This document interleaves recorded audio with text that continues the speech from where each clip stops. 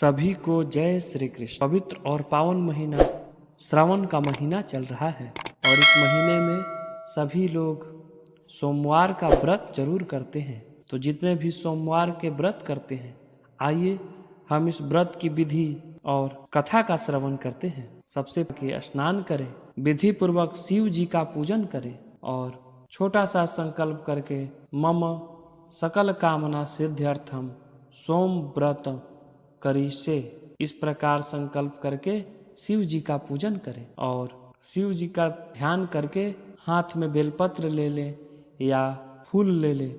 फिर शिव जी का ध्यान करें और ओम नमः शिवाय से शिव जी और पार्वती जी का षोडशोपचार से पूजन करें और इन्हीं मंत्रों से हवन करें। सोमवार के व्रत के प्रभाव से सभी प्रकार के सुखों की प्राप्ति होती है। इसमें आप एक समय फलाहार रह सकते हैं, एक समय ही भोजन करना चाहिए। इस व्रत में भगवान शंकर और माँ पार्वती का पूजन करना चाहिए। आइए अब हम इसका कथा श्रवण करते हैं। बोलिए शंकर भगवान की जय, बोलिए गौरा माता की जय। एक नगर में एक बहुत ही धनवान साहूकार रहता था। उसके घर में धन की कमी नहीं थी, परंतु वह बहुत दुखी था क्योंकि उसके कोई संतान नहीं था। वह इसी चिंता में दिन रात दुखी रहता था। पुत्र की कामना के लिए वह प्रत्येक सोमवार को शिव जी का व्रत और पूजन किया करता था। शाम काल में मंदिर जाकर शिव जी के सामने दीपक जलाया करता था। उसके इस भक्ति भाव को देखकर एक समय माता पार्वती ने शिव जी से कहा, महाराज, यह साहूकार आपका अनन्य भक्त है, सदैव आपका व्रत और पूजन बड़ी श्रद्धा से करता है, आपको इसकी मनोकामना पूर्ण करनी चाहिए। तब शिव जी ने कहा, हे पार्वती, यह संसार कर्म क्षेत्र है। किसान खेत में जैसे बीज बोता है वैसे ही फसल काटता है, उसी तरह मनुष्य इस संसार में जैसा कर्म करता है वैसा ही फल भोगता है। माता पार्वती ने अत्यंत आग्रह से कहा, महाराज, जब यह आपका अनन्य भक्त है और इसको किसी प्रकार का दुख है तो उसको आपको दूर करना चाहिए। आप तो सदैव अपने भक्तों पर कृपा करते हैं और दयालु होते हैं, उनके दुखों को दूर करते हैं। यदि आप ऐसा नहीं करेंगे तो मनुष्य आपका पूजन तथा व्रत क्यों करेंगे? माँ पार्वती के ऐसा आग्रह देख शिव जी कहने लगे, हे पार्वती, इसके कोई पुत्र नहीं है, इसी चिंता में यह काफी दुखी रहता है। इसके भाग्य में पुत्र न होने पर भी इसको पुत्र की प्राप्ति का वर देता हूँ, परंतु वह पुत्र 12 वर्ष तक ही जीवित रहेगा। इसके पश्चात वह मृत्यु को प्राप्त हो जाएगा। इससे अधिक मैं इसके लिए कुछ नहीं कर सकता। माता पार्वती और भगवान शिव का यह वार्तालाप साहूकार सुन रहा था। इससे उसको न तो प्रसन्नता हुई और न ही दुख हुआ। वह पूर्व की तरह शिव जी का व्रत और पूजन करता रहा। कुछ समय बाद साहूकार की स्त्री गर्भवती हुई और 10वें महीने में उसके गर्भ से अति सुंदर पुत्र उत्पन्न हुआ। साहूकार के घर में बहुत खुशियां मनाई गई, परंतु साहूकार तो जानता था कि उसकी केवल 12 वर्ष की ही आयु है, इसीलिए उसने अधिक प्रसन्नता प्रकट नहीं और न ही किसी को यह भेद बतलाया। जब वह बालक 11 वर्ष का हो गया तो बालक की माता ने उसके पिता से उसका विवाह करने के लिए कहा। तब साहूकार ने कहा, अभी मैं इसका विवाह नहीं करूंगा, मैं अपने पुत्र को काशी पढ़ने के लिए भेजूंगा। साहूकार ने बालक के मामा को बुलाकर उसको बहुत सा धन देकर कहा, तुम इस बालक को काशी पढ़ने के लिए ले जाओ और रास्ते में जिस स्थान पर भी जाओ वहां यज्ञ करते, ब्राह्मणों को भोजन कराते तथा दक्षिणा देते हुए जाना। दोनों मामा भांजे यज्ञ करते, ब्राह्मणों को भोजन कराते तथा दक्षिणा देते काशी जी की ओर चल पड़े। रास्ते में एक नगर पड़ा। उस नगर के राजा की कन्या का विवाह था, परंतु जो राजकुमार विवाह करने के लिए आया था उसकी एक आंख नहीं थी, अर्थात एक आंख से काना था। उसके पिता राजा को इसी बात की बड़ी चिंता थी कि कहीं राजकुमार को देख राजकुमारी तथा उसके माता पिता विवाह में किसी प्रकार की अड़चन न पैदा कर दे। जब उसने सेठ के अति सुंदर इस लड़के को देखा तो मन में विचार किया, क्यों ना दुराचार के समय इस लड़के से वर की सारी रस्में पूरी की जाए। ऐसा मन में विचार कर राजकुमार के पिता ने उस साहूकार के लड़के को और मामा से बात, तो वे राजी हो गए। फिर उस साहूकार के लड़के को वर के कपड़े पहनाकर तथा घोड़ी पर बैठाकर कन्या के द्वार पर ले गए। कार्य प्रसन्नता से पूर्ण हो गया। राजकुमार के पिता ने सोचा, यदि विवाह कार्य में भी इस लड़के से ही करा लिया जाए तो क्या बुराई है। ऐसा विचार कर लड़के और उसके मामा ने कहा, यदि आप फेरों और कन्यादान काम को भी करा दें, आपकी बड़ी कृपा होगी। मैं इसके बदले आपको बहुत सा धन दूंगा। दोनों ने इसे भी सहर्ष स्वीकार कर लिया। विवाह कार्य बहुत अच्छी से संपन्न हो गया। सेठ का पुत्र जिस समय जाने लगा तो उसने राजकुमारी की चुंदरी के पल्ले पर लिख दिया, तेरा विवाह मेरे साथ हुआ है, परंतु जिस राजकुमार के साथ तुमको भेजेंगे वह एक आंख से काना है। मैं काशी जी पढ़ने जा रहा हूँ। सेठ के लड़के के जाने के पश्चात राजकुमारी ने जब अपनी चुंदड़ी पर ऐसा लिखा हुआ पाया तो उसने काने राजकुमार के साथ जाने से इनकार कर दिया। उसने अपने पिता को सारी बात बता दी और कहा कि यह मेरा पति नहीं है, मेरा विवाह इसके साथ नहीं हुआ है। जिस वर के साथ मेरा विवाह हुआ है वह तो काशी पढ़ने गया है। राजकुमारी के माता पिता ने अपनी कन्या को विदा नहीं किया और बारात वापस चली गई। उधर सेठ का लड़का और उसका मामा काशी पहुंच गए। वहां जाकर उन्होंने यज्ञ करना और लड़के ने पढ़ना शुरू कर दिया। जिस दिन लड़के की आयु 12 साल की हो गई, उस दिन मामा ने यज्ञ रचा रखा। लड़के ने अपने मामा से कहा, मामा जी आज मेरी तबीयत कुछ ठीक नहीं है। मामा ने कहा, अंदर जाकर सो जाओ। लड़का अंदर जाकर सो गया तो थोड़ी देर में उसके प्राण निकल गए। जब उसके मामा ने आकर देखा कि उसका भांजा तो मृत पड़ा है तो उनको बड़ा दुख हुआ। उसने सोचा कि अगर मैं अभी रोना पीटना मचा दूं तो यज्ञ का कार्य अधूरा रह जाएगा। अतः उसने जल्दी से यज्ञ का कार्य समाप्त करवाकर ब्राह्मणों के जाने के बाद रोना पीटना शुरू कर दिया। संयोगवश उसी समय शिव पार्वती जी उधर से जा रहे थे। जब उन्होंने जोर जोर से रोने की आवाज सुनी तो पार्वती जी कहने लगी, हे महाराज, कोई दुखिया रो रहा है, इसके कष्ट को दूर कीजिए। जब शिव पार्वती जी वहां पहुंचे तो उन्होंने पाया कि वहां एक लड़का मरा पड़ा है। माता पार्वती कहने लगी, महाराज यह तो उसी सेठ का लड़का है जो आपके वरदान से उत्पन्न हुआ था। शिव जी ने कहा, हे पार्वती, इसकी आयु इतनी ही थी, वह यह भोग चुका है। और पार्वती जी ने कहा, हे महाराज, इस बालक को और आयु दें, नहीं तो इसके माता पिता तड़प तड़प कर मर जाएंगे। माता पार्वती के बार बार आग्रह करने पर शिव जी ने उसको जीवन का वरदान दिया। शिव जी के कृपा से वह लड़का जीवित हो गया, जिसके बाद शिव जी और पार्वती जी कैलाश पर्वत को चले गए। शिक्षा पूरी होने पर वह लड़का और उसका मामा उसी प्रकार यज्ञ करते, ब्राह्मणों को भोजन कराते तथा दक्षिणा देते हुए अपने घर की ओर चल पड़े। रास्ते में उसी नगर में आए जहाँ उस लड़के का वहाँ की राजकुमारी से विवाह हुआ था। वहाँ आकर उन्होंने यज्ञ प्रारंभ कर दिया। उस लड़के के ससुर वहाँ के राजा ने उसको पहचान लिया और महल में ले जाकर उसकी बहुत आवभगत की। बहुत से दास दासियां सहित आदर पूर्वक अपनी राजकुमारी और जमाई को विदा किया। जब वे अपने नगर के निकट आए तो मामा ने कहा कि मैं पहले तुम्हारे घर जाकर तुम्हारे माता पिता को खबर कराता हूँ। जब उस लड़के का मामा घर पहुँचा तो उसने देखा कि लड़के के माता पिता घर की छत पर बैठे हैं। उन्होंने यह प्रण कर रखा था कि यदि हमारा पुत्र सकुशल लौट आया तो हम राजी खुशी नीचे आ जाएंगे, नहीं तो छत से कूदकर अपने प्राण दे देंगे। उस लड़के के मामा ने आकर जब यह समाचार दिया कि आपका पुत्र आ गया है, तब उनको विश्वास नहीं हुआ। उसके मामा ने जब शपथ पूर्वक अर्थात कसम खाकर कहा कि आपका पुत्र अपनी पत्नी तथा बहुत सारा धन लेकर आया है, तो सेठ प्रसन्नता से भर उठा और सेठ सेठानी आनंद पूर्वक नीचे आ गए। बाहर आकर उन्होंने अपने पुत्र तथा उसकी पत्नी का भरपूर स्वागत किया। सभी प्रसन्नता के साथ रहने लगे। जो कोई श्रावण मास के सोमवार के व्रत को धारण करता है अथवा इसकी कथा को पढ़ता या सुनता है, इससे सभी दुख दूर होकर समस्त मनोकामनाएं पूर्ण होती हैं तथा इस लोक में नाना प्रकार के सुख को भोगकर अंत में सदा शिव लोक को प्राप्त होता है। आइए अब हम सोमवार की एक और कथा का श्रवण करते हैं। मृत्युलोक में भ्रमण करने की इच्छा से एक बार भगवान भोलेनाथ माँ पार्वती के साथ मृत्युलोक पर पधारे। भ्रमण करते करते दोनों अमरावती नाम के अति रमणीक नगर में पहुंचे। अमरावती नगर सब प्रकार के सुखों से परिपूर्ण थी। उसमें वहां के महाराज द्वारा बनाया हुआ अति रमणीक शिव जी का मंदिर भी था। भगवान शंकर भगवती पार्वती के साथ उस मंदिर में निवास करने लगे। एक समय माता पार्वती भगवान भोलेनाथ को प्रसन्न देखकर मनोविनोद करने की इच्छा से बोली, हे महाराज, आज तो हम दोनों चौसर खेलेंगे। शिव जी ने प्राण प्रिया की बात को मान लिया और चौसर खेलने लगे।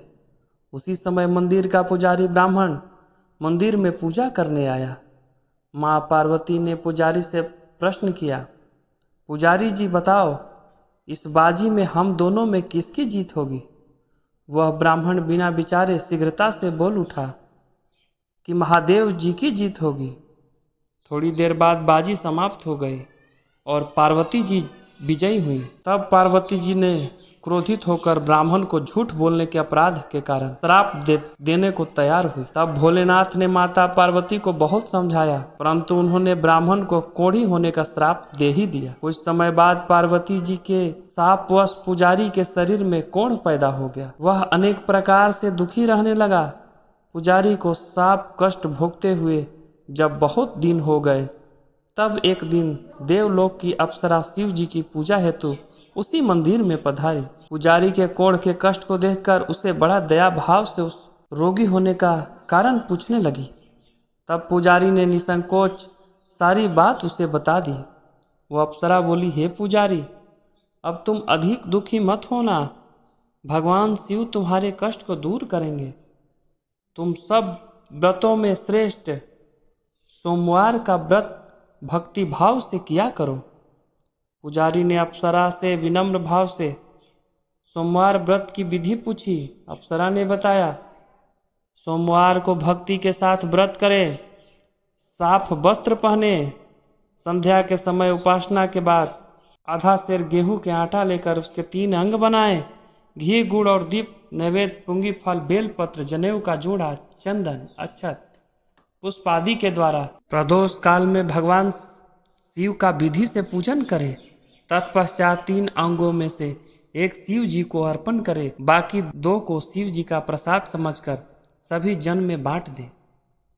इस विधि से सोमवार व्रत करें और सोमवार के शिव जी का व्रत करने से सभी मनोरथ पूर्ण हो जाते हैं।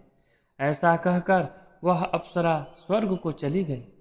ब्राह्मण ने यथाविधि सोमवार का व्रत किया और फिर वह रोग मुक्त होकर आनंद से रहने लगे। कुछ दिन बाद शिव जी और पार्वती जी फिर उसी मंदिर में पधारे। ब्राह्मण को निरोग देखकर पार्वती जी ने ब्राह्मण से रोग मुक्त होने का उपाय पूछा, तो ब्राह्मण ने सोमवार व्रत की कथा सुनाई। पार्वती जी अति प्रसन्न हो ब्राह्मण से व्रत की विधि पूछकर स्वयं व्रत करने को तैयार हो गए। व्रत करने के बाद उनकी मनोकामना पूर्ण हुई तथा उनके रूठे पुत्र स्वामी कार्तिकेय स्वयं माता के आज्ञाकारी हुए। कार्तिकेय जी को यह विचार परिवर्तन का रहस्य जानने की इच्छा हुई। वे माता से बोले, हे माता, आपने ऐसा कौन सा उपाय किया जिससे मेरा मन आपकी ओर आकर्षित हो गया? पार्वती जी ने वही सोमवार व्रत की कथा उनको सुनाई। कार्तिकेय जी ने कहा, इस व्रत को मैं भी करूंगा, क्योंकि मेरा भी प्रिय मित्र ब्राह्मण बहुत दुखी दिल से परदेश गया है, हमें उससे मिलने की बहुत इच्छा है।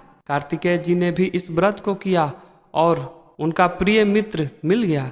मित्र के इस आकस्मिक मिलन का भेद कार्तिकेय जी ने पूछा तो वे बोले, हे मित्र, हमने तुम्हारे मिलने की इच्छा के लिए सोमवार का व्रत किया। अब तो ब्राह्मण मित्र को भी अपने विवाह की बड़ी इच्छा हुई। उसने कार्तिकेय जी से व्रत की विधि पूछी और यथाविधि व्रत किया। व्रत के प्रभाव से जब वह किसी कार्यवश विदेश गया तो वहां के राजा की लड़की का स्वयंवर था। राजा ने प्रण किया था कि जिस व्यक्ति के गले में सब प्रकार का श्रृंगार रहित हथनी माला डालेगी, मैं उसी के साथ अपनी प्यारी पुत्री का विवाह कर दूंगा। शिव जी की कृपा से वह ब्राह्मण भी स्वयंवर देखने की इच्छा से राजसभा में एक और बैठ गया। नियत समय पर हथनी आई और उसने जयमाला उस ब्राह्मण के गले में डाल दिया। राजा ने अपनी प्रतिज्ञा के अनुसार बड़ी धूमधाम से अपनी कन्या का विवाह उस ब्राह्मण के साथ कर दिया। ब्राह्मण को बहुत सा धन और सम्मान देकर संतुष्ट किया ब्राह्मण सुंदर राजकन्या पाकर सुख से जीवन व्यतीत करने लगा। एक दिन राजकन्या ने अपने पति से प्रश्न किया, हे प्राणनाथ, आपने ऐसा कौन सा भारी पुण्य किया था जिसके प्रभाव से हथिनी ने सब राजकुमारों को छोड़कर आपको वरण किया? ब्राह्मण बोला, हे प्राण प्रिया, मैंने अपने मित्र कार्तिकेय जी के कथा अनुसार सोमवार का व्रत किया था, जिसके प्रभाव से मुझे तुम जैसी रूप वाली पत्नी की प्राप्ति हुई। व्रत की महिमा सुनकर राजकन्या को बड़ा आश्चर्य हुआ। वह भी पुत्र की कामना से व्रत को करने लगी और शिव जी की दया से उसके गर्भ में एक अति सुंदर, सुशील और धर्मात्मा विद्वान पुत्र उत्पन्न हुआ। माता पिता उस दोनों देव पुत्र को पाकर अति प्रसन्न हुए और उसका लालन पालन भली प्रकार से करने लगे। जब पुत्र समझदार हुआ तो एक दिन उसने अपनी माता से प्रश्न किया, हे माँ, तुमने कौन सा व्रत और तप किया था जो मेरे जैसा पुत्र तुम्हारे गर्भ में उत्पन्न हुआ? माता ने सोमवार व्रत की विधि पुत्र को बतलाई। पुत्र ने सब तरह के मनोरथ पूर्ण करने वाले सरल व्रत को सुना तो वह भी राज्य अधिकार पाने की इच्छा से हर सोमवार को यथाविधि यह व्रत करने लगा। व्रत शुरू होने के बाद एक देश के वृद्ध राजा के दूत ने आकर उसको राजकन्या के लिए वरण किया। राजा ने अपनी पुत्री का विवाह ऐसे सर्वगुण संपन्न ब्राह्मण युवक के साथ करके बड़ा सुख प्राप्त किया। वृद्ध राजा के दिवंगत हो जाने पर इसी ब्राह्मण युवक को सिंहासन पर बैठाया गया, क्योंकि दिवंगत राजा के कोई पुत्र नहीं था। राज्य का उत्तराधिकारी होकर भी वह ब्राह्मण पुत्र सोमवार का व्रत करता रहा। जब 17वां सोमवार आया तो विप्र पुत्र ने अपनी प्रियतमा से पूजन सामग्री लेकर शिव पूजा के लिए शिवालय में चलने को कहा, परंतु उसकी पत्नी ने उसकी आज्ञा की परवाह न की। दास दासियों द्वारा सब पूजन सामग्री शिवालय में भिजवा दी, परंतु स्वयं नहीं गई। जब राजा ने शिव जी का पूजन समाप्त किया तब आकाशवाणी हुई, हे राजन, अपनी इस रानी को राजमहल से निकाल दे, नहीं तो यह तेरा सर्वनाश कर देगी। आकाशवाणी सुनकर राजा को आश्चर्य का ठिकाना नहीं रहा। उसने मंत्री गृह में आकर अपने सभासदों को बुलाया। हे मंत्रियों, मुझे आज शिव जी की आकाशवाणी हुई है कि राजा, तू अपनी इस रानी को निकाल दे, नहीं तो तेरा सर्वनाश कर देगी। राजा ने मंत्री तथा सभासद आदि सभी विस्मय और दुख में डूब गए, क्योंकि जिस कन्या के कारण राज्य मिला है, राजा उसी को निकालने का जाल रच रहा है। यह कैसे हो सकेगा? राजा ने अपनी पत्नी को राजमहल से निकाल दिया। रानी दुखी हृदय से भाग्यों को कोसती हुई नगर के बाहर चली गई। बिना पद यात्रा, फटे वस्त्र पहने, भूख से दुखी और धीरे धीरे चलकर वह एक गांव में पहुंची। वहां एक बुढ़िया सूत काट कर बेचने जाती थी। रानी की करुणा दशा देखकर बोली, चल तू मेरे साथ सूत बिकवा दे, मैं बूढ़ी हूँ, भाव नहीं जानती हूँ। यह बात सुनकर रानी ने बुढ़िया के सिर से सूत की गठरी उतार कर अपने सिर पर रख ली और थोड़ी दूर के बाद आंधी आई और बुढ़िया का सूत पोटली सहित उड़ गया। बेचारी बुढ़िया पछताती रह गई और रानी को अपने से दूर रहने को कहा। इसके बाद रानी एक तेली के घर गई। शिव जी के प्रकोप के कारण तेली के सब मटके उसी क्षण चटक कर फूट गए। तेली ने भी रानी को अपने घर से निकाल दिया। अत्यंत दुख को पाती हुई रानी एक नदी के तट पर गई तो नदी का समस्त जल सूख गया। इसके पश्चात रानी एक जंगल में गई।